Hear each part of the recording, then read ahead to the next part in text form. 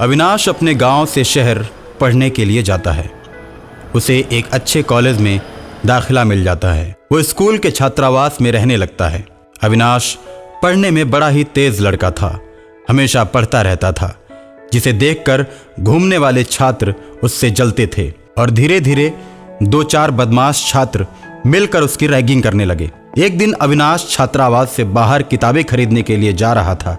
जैसे ही वो चौराहे के पास पहुंचा, चारों बदमाश छात्र उससे मिल गए।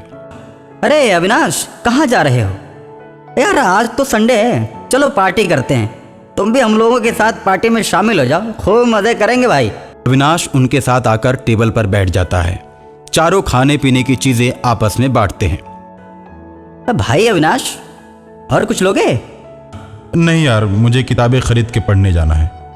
अरे दिन भर पढ़ते रहना, ये भी कोई बात हुई? ठीक है, अब मैं जा रहा हूँ। अरे ऐसी क्या जल्दी है भाई, बिल का तो पेमेंट करते जाओ। मेरे पास अभी पैसे नहीं है। ठीक है, तो इसके बदले तुम्हें और भी कुछ करना पड़ेगा। तुम हॉस्टल चलो, हम लोग पीछे पीछे आते हैं। अविनाश किताब खरीद कर हॉस्टल में जाकर पढ़ने लगता है। चारों लड़के आते हैं और अविनाश को मार देते हैं और मारकर उसकी लाश को छात्रावास के सामने ही मिट्टी खोद कर दबा देते हैं। अविनाश के छात्रावास से गायब होने की खबर पूरे शहर में फैल जाती है। छात्रावास में पुलिस आती है, लेकिन कुछ भी पता नहीं चलता। राकेश छात्रावास में सोया हुआ है, उसके साथ उसके तीनों दोस्त भी हैं और अचानक 12 बजे रात को कमरे में लाल रंग के बल्ब जलने लगते हैं, जिसे देखकर सभी आश्चर्य में पड़ जाते हैं और कहते हैं, यार ऐसा बल्ब तो हमने आज तक अपने कमरे में लगाया ही नहीं, फिर ये बल्ब लाल रंग के क्यों जलने लगे? अच्छा, लगता है चपरासी ने बदल दिए हैं। अभी बल्ब के बारे में चारों सोच रहे थे कि कमरे में धूल भरी तेज हवाएं चलने लगती हैं। हवाओं के बीच राकेश गायब हो जाता है। अविनाश राकेश को लेकर बाथरूम में पहुंचता है। अरे तुम यहाँ, मैंने तो तुमको मार दिया था। सिर्फ तुमने ही नहीं, उन तीनों ने भी मुझे मारा है। मैं किसी को भी जिंदा नहीं छोड़ूंगा।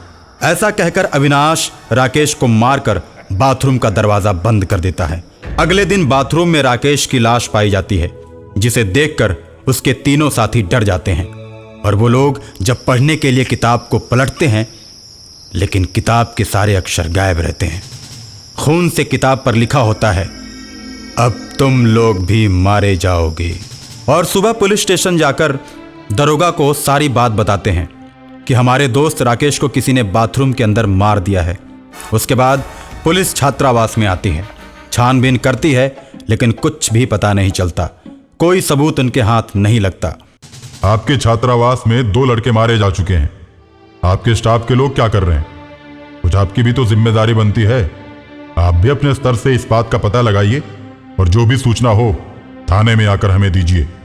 ठीक है, चलते हैं हम। ठीक है, अब मैं जाकर सभी को सतर्क कर देता हूं। प्रधानाचार्य छात्रावास के सभी बच्चों को सावधान कर देता है और उनसे कहता है कि जैसे ही तुम लोगों को कुछ भी पता चले, 112 नंबर पर फोन लगाकर पुलिस को सूचित करो। अब राकेश भी अविनाश के साथ भूत बन जाता है। अब दोनों मिलकर उन तीनों दोस्तों को मार देते हैं।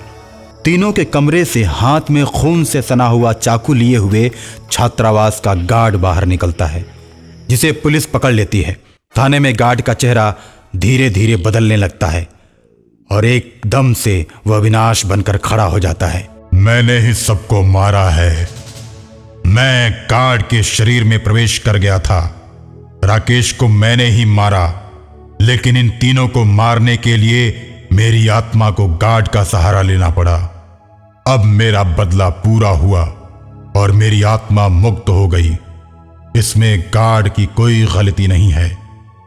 इतना कहकर अविनाश गायब हो जाता है और पुलिस गार्ड को छोड़ देती है।